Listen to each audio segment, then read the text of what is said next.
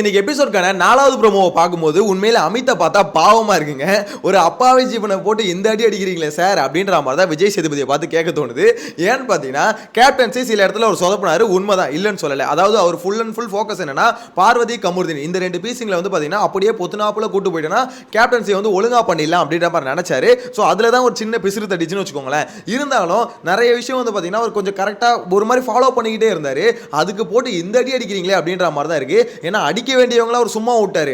இந்த மாதிரி அப்பாவிங்களை போட்டு அடிக்கும் போது ஒரு கேள்வி வருது, எதுக்கு இங்க மட்டும் இவ்வளவு கோவம்? என்னதாலும் கேப்டன் அடிக்கணும், தப்பு கிடையாது.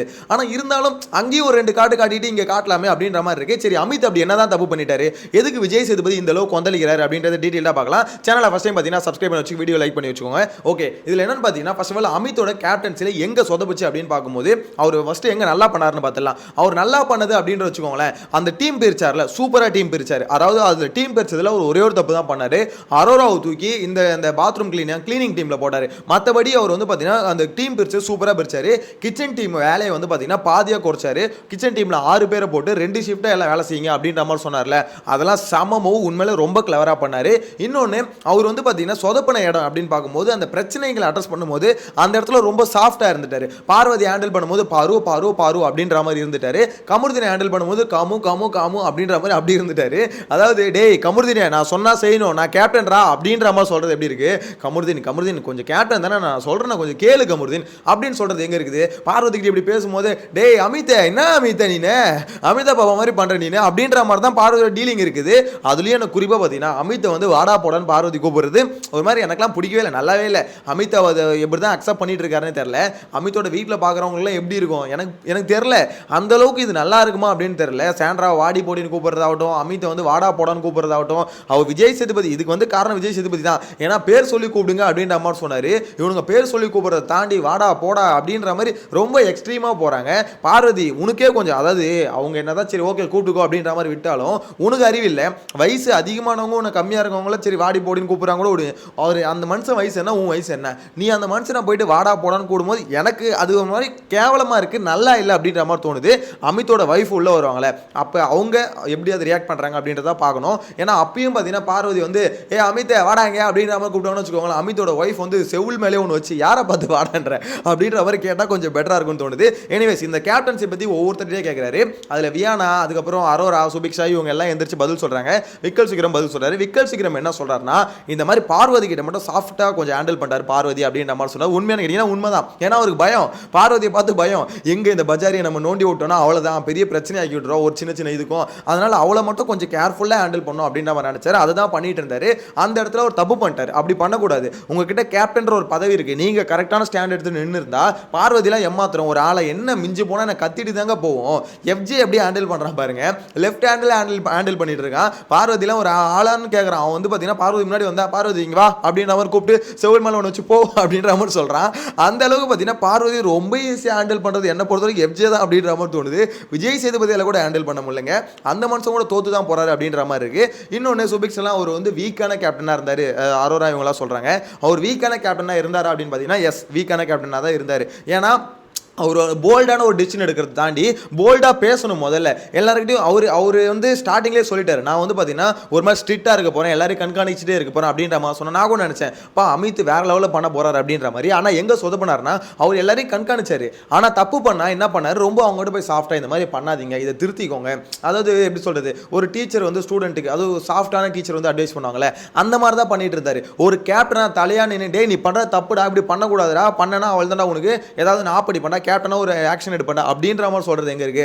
அதுதான் ஒரு தலைக்கான கெத்து. அந்த கெத்தை வந்து விட்டாரு.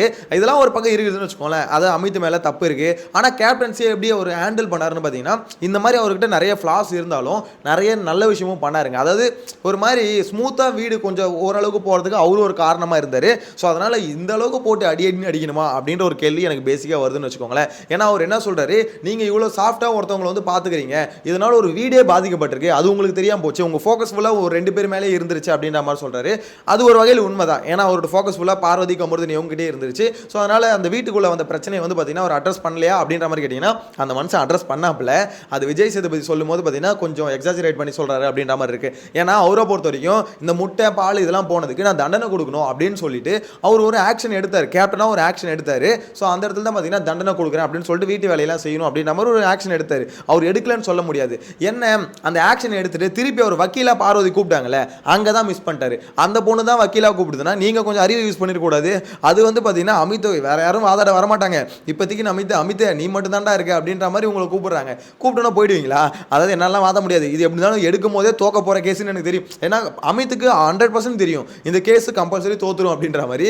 ஸோ அந்த கேஸ் எடுத்து இவங்களுக்கு சப்போர்ட் பண்ணி பேசினார்ல, அதுல தான் எல்லாம் வந்து பார்த்தீங்கன்னா அமித் வந்து ஒரு சப்போர்ட் பண்றாரு. அப்படிதான் அப்பதான் பார்த்தீங்கன்னா பயங்கரமா ரெஜிஸ்டர் ஆயிருக்கும்னு நினைக்கிறேன். ஸோ அதனால மொத்த பேரும் பார்த்தீங்கன்னா அமித் வந்து பார்வதி சப்போர்ட் பண்றாரு அப்படின்ற மாதிரி சொன்ன உடனே விஜய் சேதுபதி போட்டு பொலன்னு பொழுகிறாரு. விஜய் சேதுபதி அமித் அடிக்கட்டும், அதுல பிரச்சனையே இல்லை, நீங்க அடிங்க சார், அமித் அடிங்க, வீட்டில் இருக்க எல்லாரையும் அடிங்க, அதெல்லாம் ஓகே. பார்வதி கமருதீன் என்ன சார் பண்ணீங்க? ஹெவியான ரோஸ்ட்னு நினச்சோம், ரோஸ்ட்டும் பெருசாக இல்லை. சரி ஓகே, ரோஸ்ட்டு தான் பெருசாக இல்லை அப்படின்ற மாதிரி பார்த்தா நிறைய பேர் என்ன சொல்ல ரெட் கார்டெலாம் வரதுக்கு வாய்ப்பு இருக்குது அப்படின்ற மாதிரி நான் பேச சொன்னல காலைல போட்ட வீடியோலேயே. ரெட் கார்டு கொடுக்கறதுக்குலாம் வாய்ப்பு இல்லை. சோஷியல் மீடியா நிறைய பேர் ரெட் கார்டு கொடுப்பாங்கன்னு சொல்லிட்டு இருந்தாங்க. நான் காலைல போட்ட வீடியோலேயே அதான் சொல்லியிருந்தேன். ரெட் கார்டு எனக்கு தெரிஞ்சு விஜய் சேதுபதி கொடுக்க மாட்டாருங்க. இவர் ஒன்லி பில்டப் மட்டும்தான், எல்லாம் ப்ரோமோவில் வர மாதிரி பில்டப்பாக கொடுத்து ஒப்பேற்றிட்டு ஷோவை பார்த்தீங்கன்னா காலி பண்ணிட்டு போயிடுவார். எனக்கு தெரிஞ்சு ஃபஸ்ட்டு ரெட் கார்டு கொடுக்கணும்னா யாருக்கு சொல்லுங்கள்? விஜய் சேதுபதிக்கு தான் கொடுக்கணும். ரெட் கார்டு கொடுத்து இதுக்கப்புறம் பிக் பாஸ் அந்த செட்டு பக்கமும் வராதிங்க, பிக் பாஸோட ஹோஸ்ட் அப்படின்ற மாதிரி வெளியே சொல்லினும் சுத்தாதீங்க. உங்க பக்கத்தில் தானே நாகார்ஜுனா நின்னாரு அந்த ஹாட் ஸ்டார் ஷோல. அதுல நாகார்ஜுனா, மோகன்லால், நீங்க எல்லாம் நின்னீங்களா ஒண்ணா? அதுல அந்த 2 ஹோஸ்ட் எப்படி பர்ஃபார்ம் பண்றாங்க ஒரு வீக்கெண்ட் அப்படின்ற மாதிரி பாக்குறீங்களா? பார்த்து கொஞ்சமாக கத்துக்கிறீங்களா? அதை பண்ணுங்க சார். ஏன் சார் அவங்க பக்கத்தில் போய் நிற்கிறீங்களா? நிற்கிறதுக்கு உங்களுக்கு வந்து பெருமையாக இருக்குன்னு சொல்கிறீங்களே. அதே மாதிரி ரசிகர்கள் ஆகிய நாங்களும் அப்பா விஜய் சேதுபதி எங்கே host, Tamil Bigg Boss host அப்படின்ற மாதிரி சொல்லணும். அவர் அப்படி சொல்ல வரல. எப்படி சொல்கிறாங்கன்னா Vijay Sethupathi Tamil Bigg Boss host, ஆனால் அவர் மொக்க, அவர் வேஸ்ட் அப்படின்ற மாதிரி சொல்கிறாங்க. ஸோ அந்த அளவுக்கு ஒரு பேர் எடுத்து வச்சிருக்காரு விஜய் சேதுபதி சார். உங்களுக்கு வந்து எப்படி சொல்கிறது, உங்களுக்கு வந்து ஹோஸ்டிங் வந்து வரலையா அப்படின்னு கேட்டால் வருது. ஆனால் என்ன மேட்டர்னா ஷோ பார்க்காம வரீங்களோ அப்படின்ற மாதிரி தோணுது. இன்னொன்று சில பேரை வந்து சேனல் சைட்லேருந்து அடிக்கக்கூடாது, அவங்களை அடித்தா கண்டென்ட் வராது அப்படின்ற மாதிரி சொன்னாலும் நீங்கள் ஒரு ஹோஸ்ட்டாக அவங்கள ரோஸ்ட் பண்ண வேண்டியது உங்கள் வேலை. உங்கள் பாணியில் நீங்கள் பண்ணிட்டு போங்க. கண்டென்ட் வருது வரல அடித்து துவைச்சிருங்க, அவ்வளோதான். அதை தானே எதிர்பார்க்குறோம். அதை ஏன் பண்ண மாட்டேங்க அப்படின்ற பேசிக்கான கேள்வி தான் இருக்குது. ஏன்னா இந்த இடத்துல கிளியராக தெரியுதுங்க, இந்த இடத்துல பார்வதி கமருதீனை வந்து ரொம்ப அதிகமாக ரோஸ் பண்ணது காரணம் இந்த பேசுங்களை அடிச்சுட்டா சரி ஓகே ஆல்ரெடி எல்லாம் அமைதியாக இருக்கானுங்க, இதுங்களையும் அடிச்சிட்டோம்னா இதுங்களும் அமைதியாகிடுச்சுன்னா அதுக்கடுத்து பெருசாக கண்டென்ட் வராதுன்னு நினைக்கிறாங்களா என்னன்னு தெரியல. அதனாலேயே பெருசாக அடிக்க மாட்டாங்க. இப்போ இல்லை, இனிஷியல்லேருந்தே பார்த்தீங்கன்னா பார்வதி அலறதுலாம் பார்த்தீங்கன்னா வீட்டுக்குள்ளே கண்டஸ்டன்ட் சொல்கிறத வச்சு தான் அழுதாங்களே தவிர விஜய் சேதுபதி திட்டி அப்படியே பயங்கரமாக இவர் வந்து திட்டு அதனால் அழுகுறாங்கன்னு பார்த்தீங்கன்னா ஒன்றுமே இல்லை. இந்த இடத்துல அதுதான் ஒரு கிளியராக ஒரு விஷயம் புரியுது. ஸ்டார்டிங்லேருந்தே பார்வதிக்கு மட்டும் பார்த்தீங்கன்னா ஒரு ப்ரிவிலேஜ் இருந்துகிட்டே இருக்குது. அவங்க என்ன தான் பண்ணாலும் விஜய் சேதுபதியோட ரோஸ்டிங் ஸ்டைல் வந்து அவங்க கிட்ட டிஃபரெண்டா இருக்கு. அவங்க கிட்ட மட்டும் சிரிச்சுக்கிட்டே கலாச்சிக்கிட்டே அவங்கள வந்து இது பண்றாரு. ஏன் முறைச்சிக்கிட்டு பேசுங்க, திவ்யா கிட்ட முறைச்சிட்டு பேசுறீங்க கரெக்டா? அமித் கிட்ட ஒரு கேப்டனா இத்தனை ஓரளவுக்கு ஒழுங்கா பண்ண கேப்டனா பாத்தீங்கன்னா வச்சு செய்யுன்னு செய்தீங்க, முறைச்சிக்கிட்டு தான் பேசுறீங்க. பார்வதி கிட்ட மட்டும் எதுக்கு சிரிச்சுக்கிட்டு பேசுறீங்க? பார்வதி என்ன அப்படியே விளையாடி அப்படியே கிழிச்சிட்டாங்களா, 4-3 கிழிச்சிட்டாங்களா? அவங்க கிட்ட மட்டும் சிரிச்சு பேசுறீங்க, நீங்க அவங்கள ரோஸ் பண்றீங்க சார். ஆனா அது வந்து பாத்தீங்கன்னா நீங்க கலாய்ங்க தப்பு சொல்ல நான், ஆனா நீங்க ஃபர்ஸ்ட் அவங்கள பயங்கரமா ரோஸ்ட் பண்ணிட்டு அதுக்கப்புறம் கலாய்ங்க. இப்போ என்ன இவர் டேரக்டா வந்து கலாய் மட்டும் கலாச்சிட்டு பார்வதி நான் கேள்வி கேட்டேன் அப்படின்ற மாதிரி சொல்லிட்டு போறாரு.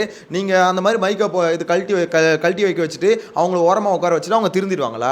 அவங்க எல்லாம் வருந்திடுவாங்களா? அப்போ மட்டும் குற்றம் உணர்ச்சி அவங்களுக்கு வந்துருமா?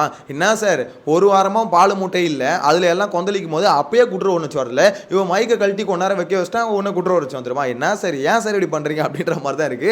சீரியஸ்லி அமித் 4வது ப்ரோமோல பார்க்கும்போது எனக்கு பாவமா இருந்தது, லைட்டா பாவமா தான் இருக்கு. ஸோ உங்களோட கருத்தை கமெண்ட்ல மென்ஷன் பண்ணுங்க. ஆனா கேப்டனா நிறைய இடத்துல சொதப்பி இருக்காரு, ஒரு பிரச்சனையாக அவர் கேட்க வேண்டிய இடத்துல கேட்கல. ஸோ இதெல்லாம் இருக்குது, இருந்தாலும் ஒரு அடிக்கிறது வந்து ரொம்ப அதிகமாக அடிக்கிறாங்களோ அப்படின்ற மாதிரி தோணுது. உங்களோட கருத்தை கமெண்ட்டில் மென்ஷன் பண்ணுங்கள். நெக்ஸ்ட் வீடியோவில் மீட் பண்ணலாம். Bye by.